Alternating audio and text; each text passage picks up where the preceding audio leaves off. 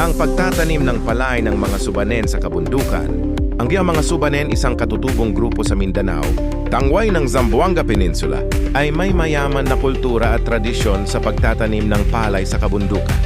Sa kabila ng mga hamon ng lupang hindi pantay at matarik, ang mga Subanen ay nagpapatuloy na magtanim ng palay bilang bahagi ng kanilang pang-araw-araw na buhay.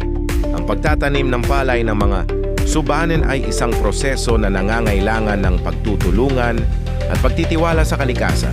Narito ang ilang mga hakbang sa pagtatanim ng palay.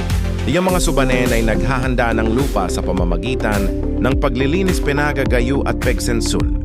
Pagtatanim, ang mga buto ng palay ay itinatanim sa mga butas na ginawa sa lupa, pegbunsod.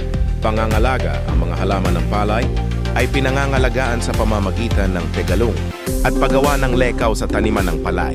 Ang mga palay ay inaani pagkatapos bigtian.